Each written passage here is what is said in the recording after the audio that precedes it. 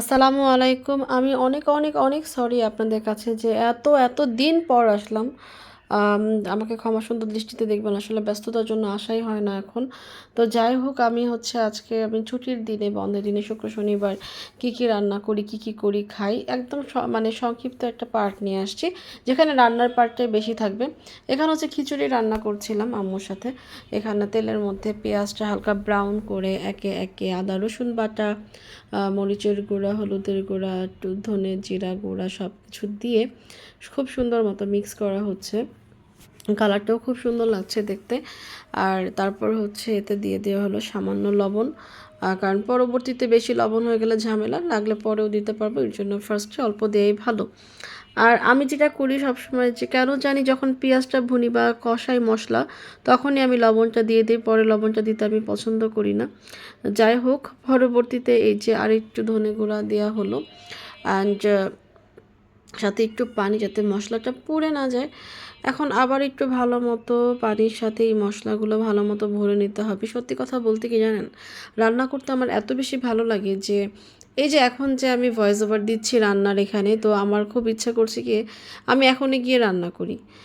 যাই হোক, তারপর এখানে হচ্ছে পোলাওয়ের চাল আর হচ্ছে সাথে মুগ এবং মসুরের ডালটা ধুয়ে ঝরিয়ে রাখা হয়েছিল। তারপর হচ্ছে সেটা পানিটা ঝরিয়ে খুব ভালো মতো 10 থেকে 15 মিনিট ঝরিয়ে নিয়ে তারপর চালটা দিয়ে দেওয়া হলো। এখন হচ্ছে মশলার সাথে এই চালটা খুব ভালো মতো ভুনে নিতে হবে। যত বেশি কষানো হয় তত বেশি মজা লাগে, এটা আমি সবসময় বলি। তারপর মোটামুটি চাল ডাল হালকা হালকা ভাজা হয়ে যাওয়ার পর এর মধ্যে দিয়ে দেওয়া হলো পানি। খেয়াল করছি কিন্তু পানিটা কিন্তু নর্মাল পানি না বা ঠান্ডা পানি না, এটা কিন্তু গরম পানি দেওয়া হয়েছে। এখানে আমরা ইলেকট্রিক কেটেলে ফুটিয়ে নিয়েছি, আপনারা চাইলে চুলাতেও ফুটিয়ে নিতে পারেন, এটা গরম পানি হলেই হলো আর কি।